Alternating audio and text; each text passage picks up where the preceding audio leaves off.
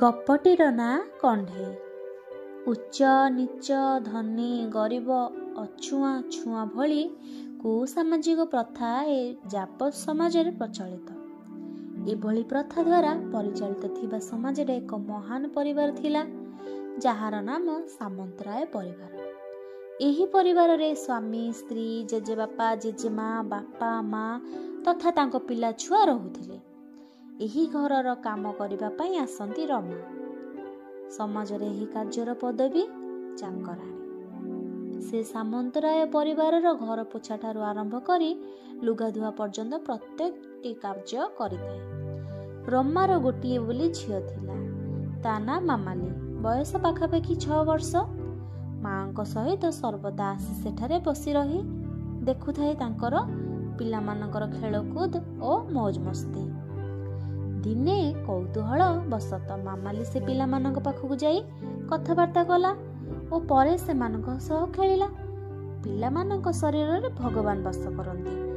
ମନରେ ନଥାଏ ଦେଶ କପଟ, ବାଛ ବିଚାର ତଥା ଛୋଟ ବଡ଼ର ନିନ୍ଦନୀୟ ବିଚାରଧାରା। ତେଣୁ ପିଲାମାନେ ଏକତ୍ର ଭାବରେ ସାଙ୍ଗ ହୋଇ ମାମାଲି ସହିତ ଖେଳିବାକୁ ଲାଗିଲେ। ଏହି ସମୟରେ ଅସ୍ପୃଶ୍ୟତା ଭଳି ମହାମାରୀରେ ଗ୍ରସ୍ତ ତାଙ୍କ ମା ଆସିଲେ ଏବଂ ମାମାଲିକୁ ଗାଳି କରିବାକୁ ଲାଗିଲେ। ତାଙ୍କ ପିଲାମାନଙ୍କ ପାଖକୁ ଯିବାକୁ ମନା କଲେ। ସେ ସମୟରେ ମାମାଲି ଖେଳୁଥାଏ ଏକ କଣ୍ଢେଇ ସହିତ।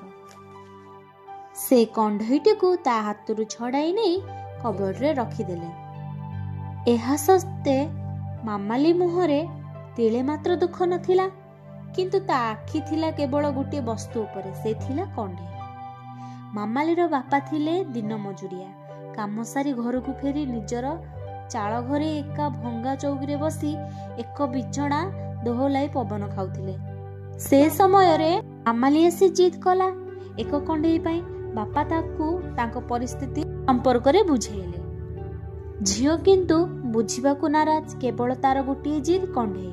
ବାପା କଣ୍ଢେଇ ନ ଆଣିବାରୁ ସେ ରାତିରେ କିଛି ଖାଇନି ଓ କଣ୍ଢେଇ ନ ଆଣିବା ଯାଏଁ ଖାଇବିନି ବୋଲି କହିଛି। ଏଥି ନିମନ୍ତେ ରମା ଓ ତା ବାପା ମଧ୍ୟ କିଛି ଖାଇନାହାନ୍ତି। ବାପା ଭୋରୁ କାମକୁ ଗଲେ। ମନରେ କେବଳ ଗୋଟିଏ ଚିନ୍ତା, ମାମାଲିର କଣ୍ଢେଇ। ବିଲେଇ ମୁହଁରେ ଶିକା ଛିଣ୍ଡିବା ପରି ସେଦିନ ତାଙ୍କ କଣ୍ଟ୍ରାକ୍ଟର ଏକ ଘୋଷଣା କଲେ, ଏହି ପ୍ରୋଜେକ୍ଟରେ ଯିଏ ସବୁଠୁ ଭଲ ପ୍ରଦର୍ଶନ କରିଛି ତାଙ୍କୁ 500 ଟଙ୍କା ପୁରସ୍କାର ରାଶି ପ୍ରଦାନ କରାଯିବ। ଏହାପରେ ଘୋଷଣା ହେଲା ନାଟବର। ମାମାଲିର ବାପାଙ୍କ ନାଁ ନାଟବର। ଆନନ୍ଦ କହିଲେ ନ ସରେ। ବର୍ତ୍ତମାନ ସେ ଏହି ଟଙ୍କାରେ ତା ଝିଅ ପାଇଁ କଣ୍ଢେଇଟି କିଣିବ। ଏହା ଭାବି ଭାବି ଯାଇ ସେ ଦୋକାନରେ ପହଞ୍ଚିଲା। ସେଠାରୁ ଗୋଟିଏ କଣ୍ଢେଇ କିଣିଲା। ଅତି ସୁନ୍ଦର ଦୋକାନୀ କହିଲା 650 ଟଙ୍କା। ନିଜ ପାଖରେ ଥିବା ଏକ ରୂପା ମୁଦି ଓ 500 ଟଙ୍କା ଦେଇ କିଣିଲା କଣ୍ଢେଇ। ଝିଅର ଖୁସି ତୁଳନାରେ ତାର ସାମାନ୍ୟ ରୂପ ଖଣ୍ଡିକ କିଛି ନଥିଲା। ଏହା ଭାବି ଝିଅର ଆନନ୍ଦର ଅପୂର୍ବ ଝଲକରେ ବସ୍କୁ ଚଢ଼ିଲା ଏବଂ ସେଠାରେ ସେହି ଆନନ୍ଦମୟ ସ୍ୱପ୍ନରେ ଶୋଇପଡ଼ିଲା। ତାଙ୍କ ଘର ଛକ ଆସିଲା। ସେ ଓହ୍ଲାଇ ଆସିଲା ପରେ ମନେ ପଡ଼ିଲା ସେ କଣ୍ଢେଇଟିକୁ ବସ୍ରେ ଛାଡ଼ି ଦେଇଛି। ମୁଣ୍ଡରେ ତାର ବଜ୍ର ପଡ଼ିଗଲା। ଭଗବାନ ନିଷ୍ଠୁର, ସେ ମୋ ଖୁସି ଚାହୁଁନାହାନ୍ତି ବୋଲି ଅନେକ ବିଳାପ କଲା। ସେ ସମୟରେ ଏକ ଅଜଣା ବ୍ୟକ୍ତି ଆସି ତାକୁ କଣ୍ଢେଇଟିଏ ଦେଲେ ଏବଂ କହିଲେ, ମୁଁ ଆପଣଙ୍କ ବସ୍ରେ ଥିଲି। ଆପଣ କଣ୍ଢେଇଟି ଛାଡ଼ିଦେବାର ମୁଁ ପର ଷ୍ଟପେଜରେ ଓହ୍ଲାଇ ଆପଣଙ୍କୁ ଦେବାକୁ ଆସିଛି। ମୁଁ ଅନାଥ, ତେଣୁ ଏକ କଣ୍ଢେଇ ପରି ଖେଳନାର ମୂଲ୍ୟ କ'ଣ ତାହା ମୁଁ ଜାଣେ। ସେ ଖୁସିରେ ଚିତ୍କାର କରି ଉଠିଲା ଏବଂ ବ୍ୟକ୍ତିଟିକୁ ଅନେକ ଆଶୀର୍ବାଦ ଦେଲା।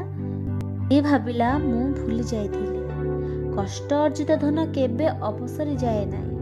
ଏହାପରେ ସେ ଘରକୁ ଗଲା। ବାପାଙ୍କ ହାତରେ କଣ୍ଢେଇ ଦେଖି ମାମାଲି ଖୁସିରେ ସମଗ୍ର ଗୃହ ହସି ଉଠିଲା। ଗୋଟିଏ ଦିନର ଉପାସ ପରେ ପରିବାର ସମସ୍ତେ ଶାନ୍ତିରେ ଖାଇଲେ। ମାମାଲି ଖୁସିରେ କଣ୍ଢେଇ ସହ ଖେଳିଲା।